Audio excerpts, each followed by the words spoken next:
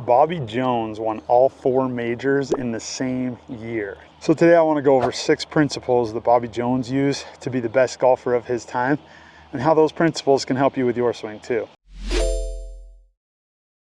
All right, so before Bobby Jones even moved his club, his setup looked different from what you see taught today. He used a fairly narrow stance, had both feet pointed slightly outward, not shoulder width, not square, just narrow and open stance. Something that Hogan taught and something that's still taught today is to create tension between your hip rotation and your shoulder rotation and use that tension to generate power.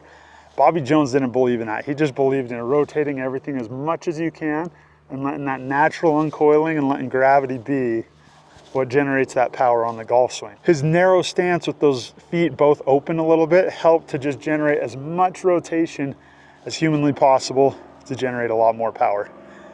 That's his stance. That's principle number 1. Let's move on to number 2.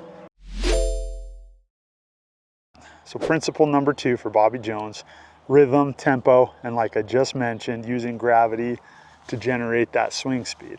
Jones was very slow and intentional with his swing. There was no lurching, there was no jumping.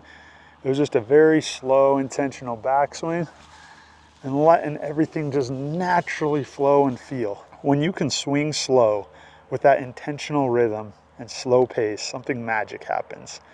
And that is your body knows how to sequence the swing. And you just naturally go back. And look at this, I'm not even thinking about it. My hips go through, my shoulders follow. The sequencing is just, it looks so much better. But when he was at the top of his backswing, that club was pointing to the right of the target. And some people call this overswinging. He said, no, I'm not overswinging. I'm just letting my body naturally go as far as it'll go so that I don't have to fight or force or push to get extra speed in my swing. That's how he was able to generate a lot of speed and dominate the golf course in his time. Bobby Jones was really onto something. Just trust your body to do the natural movements that it wants to do. So that's principle 2, rhythm, tempo, using gravity. And that's the keystone of Bobby Jones's swing. If you can nail that, you're gonna love how it feels to swing the golf club. Try that out. Let me know in the comments if it works for you. Now let's move on to principle number 3. Bobby Jones talked about soft hands and dead arms. You want to feel like your arms are almost just sandbags, just flopping around to the side of your body. So what you want to do then is in that backswing, you want to avoid the feeling of pulling the club down. We don't want to yank it, we don't want to pull it. If you try to pull the club head down, you've got tension, there's just a lot more that can go wrong. You're pulling the club out of position. Just let gravity do its job. Oh, that feels so good. So that's principle 3. Your arms are just along for the ride. They're just these sandbags. And your hands, you're just gripping the club very loosely. Just let the club head and gravity do the work. Principle 4 looks like it would take you out of sync and just put everything out of place. But Bobby Jones did it and it worked. And here's what he did. His hands would start the backswing before the club head. So he'd bring his hands back like this. I talked to you about how the top of the backswing, the club head's pointing to the right of target.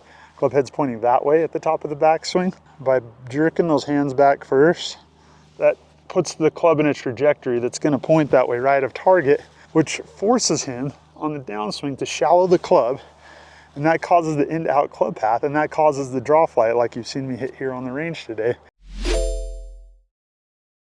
That's number 4. Let's move on to number 5, which was a subtle forward kind of nudge of the hips before he started the backswing. And then we're just rotating as much as our body absolutely can. We're not resisting anything. We're not trying to create tension between the shoulders and the hips. And now when he comes down, he's shifting again onto the lead hip. And the hips are rotating before the shoulders and everything. The dead sandbag arms are just following. And it's just so easy to maintain balance.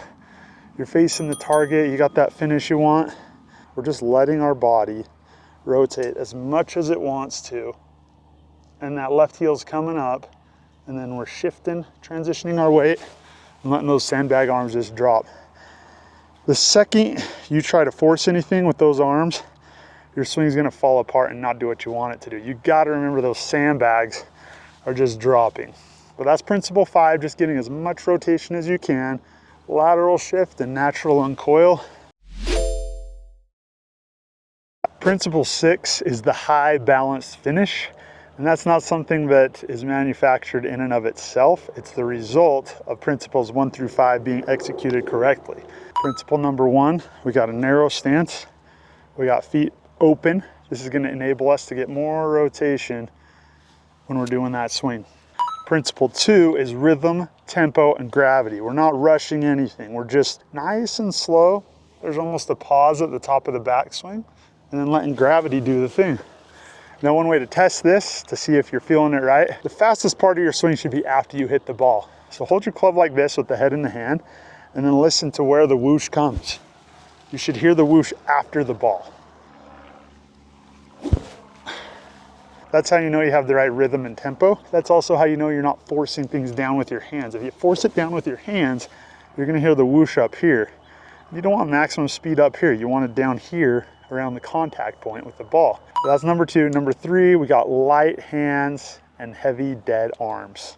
So he's gripping the club lightly, and when we get to the top of the backswing, our arms are sandbags. They're not pushing the club down, they're just following what the rest of our body's doing.